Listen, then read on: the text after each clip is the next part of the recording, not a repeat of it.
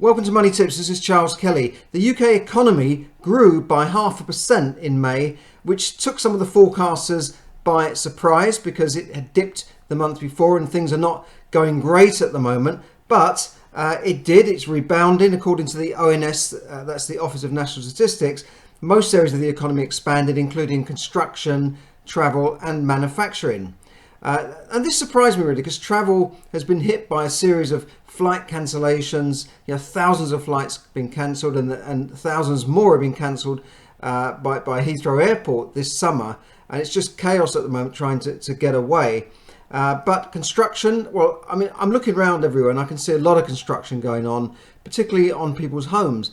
It's a lot cheaper to expand your house. And of course, the government have relaxed many of the planning restrictions which stop people from doing that. It's a lot easier now and cheaper to expand your house, to go up into the loft rather than move and pay all that stamp duty. So everywhere I look, there's a lot of work going on. You can't get good builders. I was talking to someone recently. They said they're looking at 6 to 9 months to book somebody reputable to do work on their house, and that the job will take 6 to 8 months. So they're having to move out.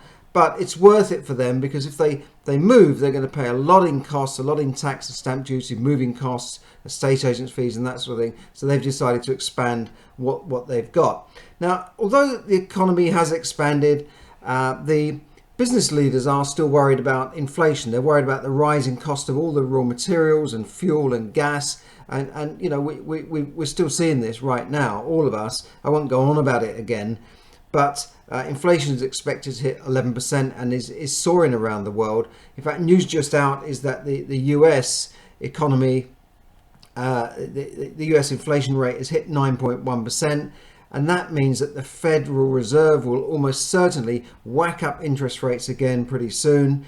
And that's going to dent growth over there and possibly cause a problem with the housing market there. We're already seeing signs that the housing market could be the bubble there could be about to burst, but we will have to see. Now, if you're in the UK or around Europe, you must know that the Conservative Party is in the process of electing a new leader who then will be by default become Prime Minister without an election, a general election.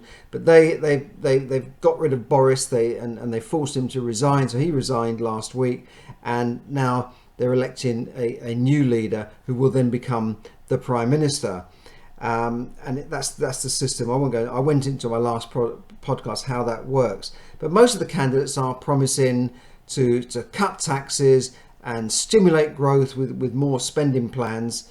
However, the bookies' favourite, which is Rishi Sunak, the former Chancellor who basically walked out of his job and stabbed Johnson in the back, he said, no, we need caution.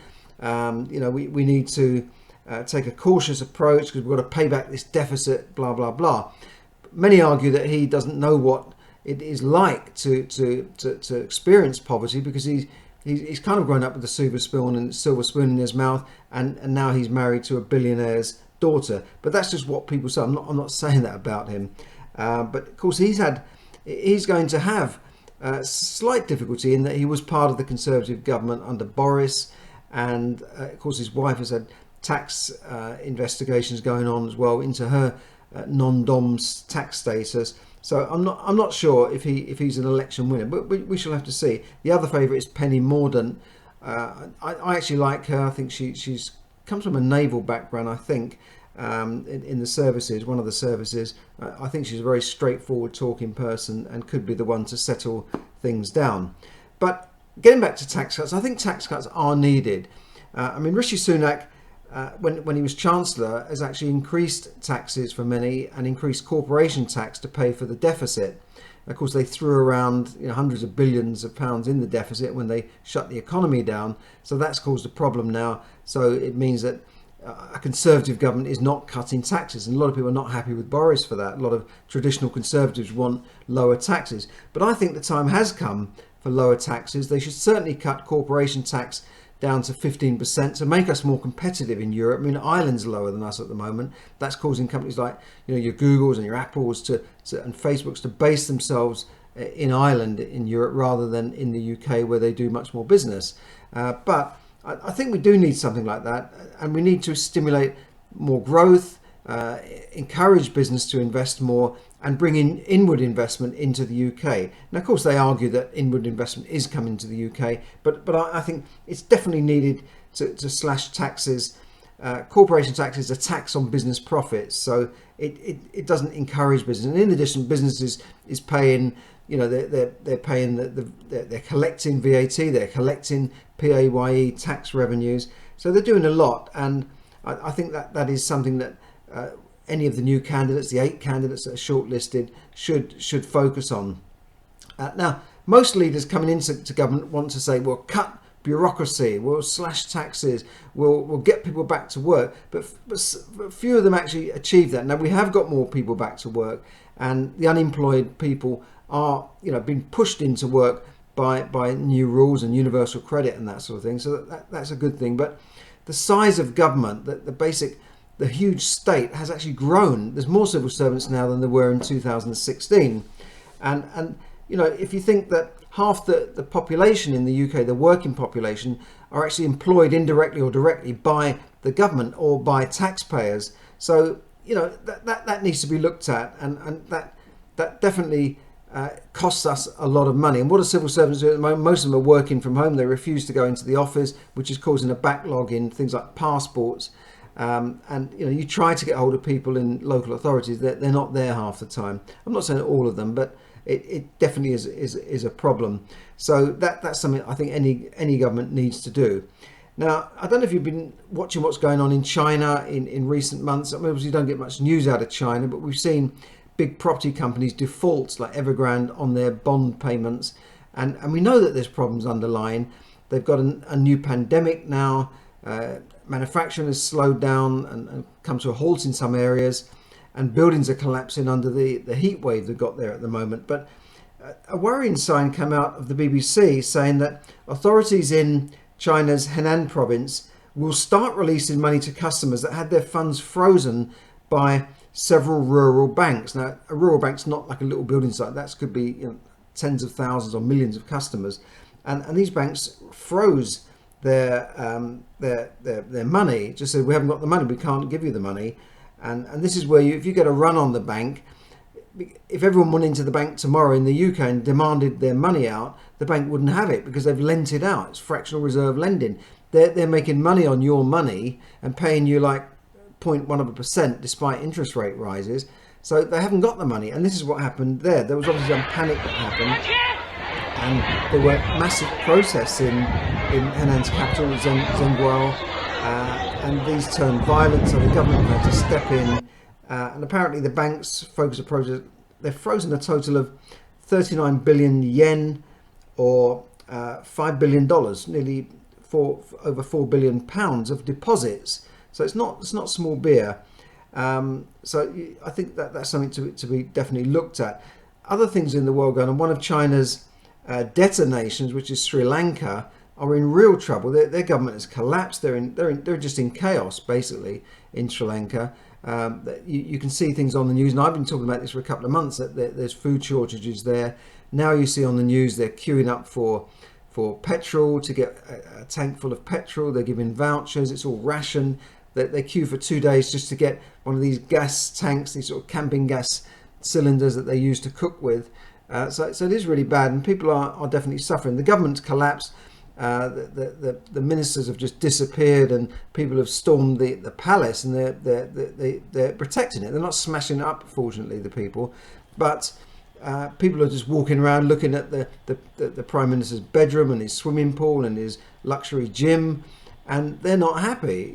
This is kind of how the other half live. So there's lots of things going on in the world. You might think, what does it matter to us? It doesn't really matter, but I think it does matter, because all these are signs that things are actually going wrong in the world, and we need to look at that, because that could come to the West as well, especially with food shortages and that sort of thing, and the cost of raw materials, commodities are just still going through the roof.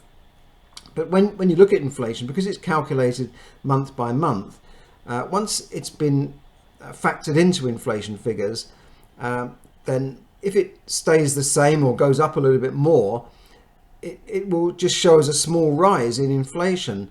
But the fact is, we're all still paying that figure. So if they say like fuel, which is like £2 a litre here, if they say that fuel has gone down in June, it might have gone down by a couple of percent, but we are still paying near record highs for our petrol.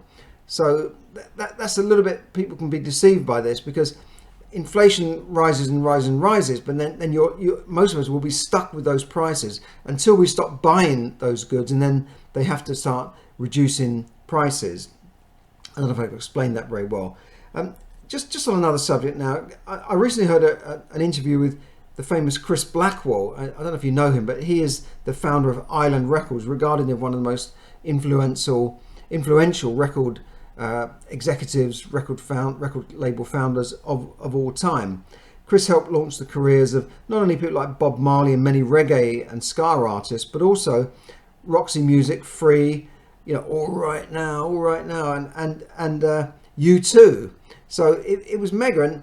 And he was asked by the BBC radio interview, Johnny Walker, how did he discover these artists? How did he think that certain reggae artists and ska artists would ska music as a Jamaican type of music, similar to reggae? That's where he started from, although he expanded into other bands. But he started off with reggae in the 60s, and he said, well, how do you spot these opportunities? Because nobody would realize that this kind of Jamaican music could expand across the world. And interestingly, he said, he wasn't interested in the money. He wasn't interested in, just creating the next global brand or finding the next Beatles or whatever. He was just interested in helping get the music out there, helping people and helping find these bands and help to launch their careers. So he had a very different attitude from, you think, well, I just want to make money. And very, very interesting. He started in the early 60s, and I think he'd been employed on the movie Dr. No, and they wanted him back. And I don't know exactly what he did, but he could have had a promising career just making Bond movies for the rest of his career, but he wanted to. He actually went to a fortune teller, believe it or not, and he said, look, my dream is music, but I've got this secure career in film. And the fortune teller said, well, follow your dream. Well, it didn't take much of a fortune teller to realise that, but obviously that was good advice. I think a lot of these fortune tellers are sort of doing cold reading, really. They find out which way the wind is blowing and say, well, follow your dream. And he did, and he built up this massive company. He sold the company now, but it's interesting that he wanted to give, not get. But he's now worth $300 million. I think he's retired to a mansion in Jamaica, and he did it for the love of music. There's a famous story of how he sort of launched the career of Bob Marley in the UK, or got him onto recording career, and just gave the band money, gave them $50,000 to go and make a record. He helped them out when they were broke in the UK. So he's a great guy. He never thought about the money, he just thought about how many people he can help. It's a bit like the old Zig Ziglar quotation, you can help enough people get what they want. You can have anything you want. You can have anything you want in life if you help enough people get what they want. And it kind of goes back to almost a biblical quote of, if you the story of the talents. If you just help one or two people, you'll get this much. If you help many people, you'll get many more things in terms of reward. And that's what the big billionaires of the world have done. They've built global empires. They might have made a small amount per transaction, but they wanted to help millions and even billions of people. They had really big ideas rather than just say, well, I'm going to help a few people. So I'm just going through what Chris Blackwell said. It just struck with me of how his ethos helped to make him a multimillionaire, but helped to launch careers and become a music empire. Now, talking about music, you may have heard that the Rolling Stones, one of my favourite bands, have celebrated 60 years in the business. It's remarkable how long they've been going. Is it 60 years? Yeah, 1960s. Yeah, it's 60 years. It's unbelievable. They're still going. I think Mick's now 79 or pushing 80. It's just, the youngest member of the band, Ronnie Wood, is 75. So it's just incredible how long they've been going, how many great songs they've written. They've written hundreds and hundreds of songs over the years. I think that they've always been a bit underrated compared to the Beatles because they were coming out around about that time. But they're not only a great band, they're also extremely good business people. They know how to run their business, and that's made them extremely wealthy. Fox Business said that their combined wealth is over $1.5 billion. They've recently did a tour this year to celebrate the group's fortune, their 60th year sort of tour. Still going strong. They've still got so much energy on stage. They're remarkable. I'm watching some documentaries. If you can catch them on the BBC iPlayer, there's some great documentaries about the Rolling Stones. I think it's called Like a Rolling Stone. Ronnie Wood, worth a couple $100 million. Charlie Watts, $250 million. Now, they don't even write the songs. You know, Keith Richards and Mick Jagger both worth $500 million, $500 million. It's incredible just because they've kept going. And yet, there was a time when they nearly went broke. This is after they had a string of hits in the 1960s. They were going broke. And now they're one of the most enduring and successful bands of all time. And looking back on their early career, they had a manager to look after all their affairs, and they kind of left that to them, and they wrote the songs and went out and played. Oh yeah, right, yeah.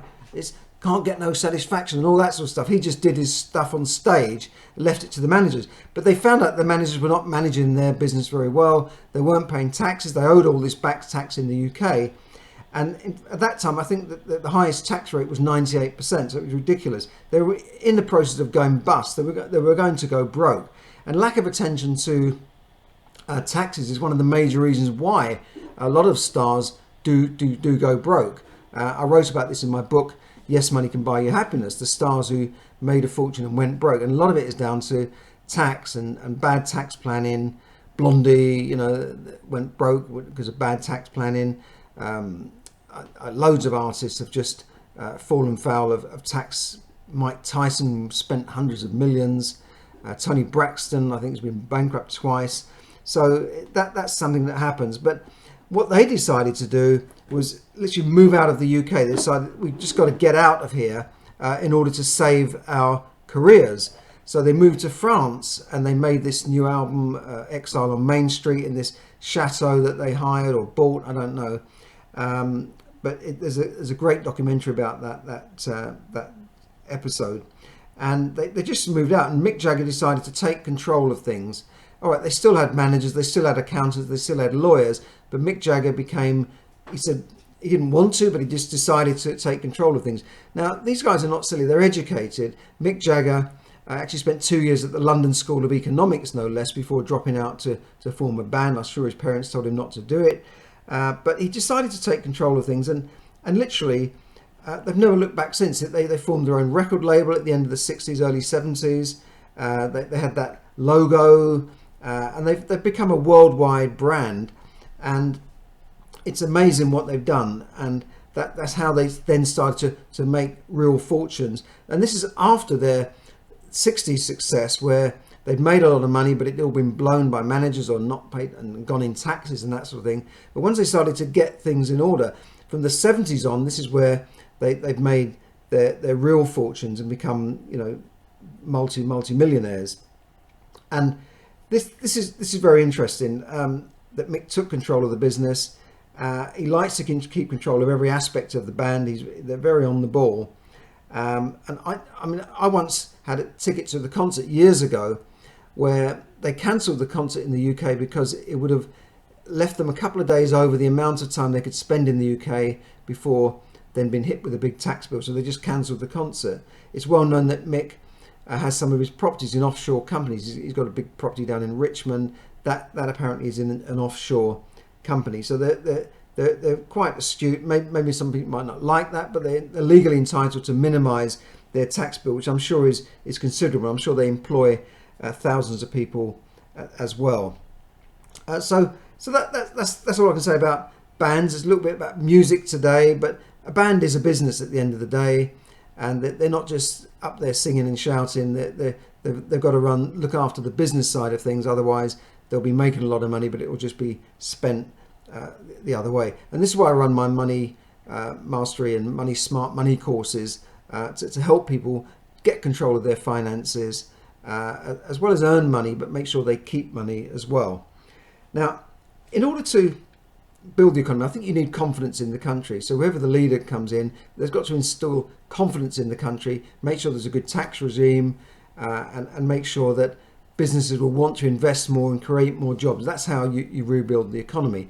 It's a similar way with yourselves. You've got to have confidence in things, and you've got to invest to rebuild your economy, or your economy that I call it, in order to build your fortune, save for retirement, whatever it is you want to do, whatever it is you want to achieve. It may not be all money orientated, but we all want security, right? And in order to do that, you need to invest. You can't just save your way to a fortune, to financial freedom. Saving alone won't do it, because the rates you're getting are so low that your money is losing value in the bank. Now, one of the ways that I've been able to build my own economy is through investing in property. I've done a bit in shares and gold and that sort of thing, but property has been the main thing, because you can borrow money, you can use leverage to buy property, as I've explained in my book, Borrow and Grow Rich. And we've got some, you might know that recently I've started my own estate agency business, Open House South Herts. We concentrate on the South Hertfordshire area, but we've also got an auction arm where we can sell properties through the auction in any part of the country. We've got several properties on at the moment in the northeast, which is a growing area. That this levelling up is putting money into the northeast, and there are auction properties on our Facebook page, on Open House South Herts, and I'll put a link up to that, where you can get up to a 14% yield on your money. Now, when you compare that to less than 1%, so you're looking at least 14 times what you're getting in the bank, but it's probably more like 50 times when you look at the real rate that you're getting in the bank. Plus, you're going to get growth as well in the property over time. It may not go up in leaps and bounds, but property is still going up in the UK. It may even go down. We don't know. But the yield is there. The income is still there. Whereas in the bank, they're just giving you a bit of interest. Your capital stays the same, unless the interest is reinvested, of course. But I've got some properties there. 2-bed house for £36,000. I've just had to look at it. I can't believe it. Nice two-bed house with a big yard at the back. Perfect buy-to-let, or even a first-time buyer deal. And it's in fairly good condition as well.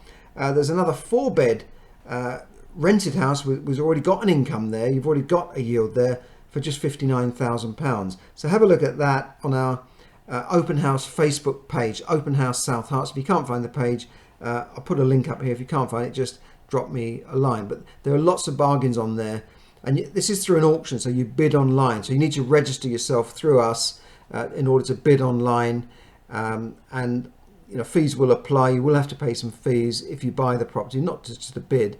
But with auctions, it's slightly different from estate agents. And remember that with auctions, once you bid and your bid is accepted, the hammer has gone down, you're then committed to buy that property. But it cuts out all the time wasting and that sort of thing, the messing around that most sellers of property incur with buyers.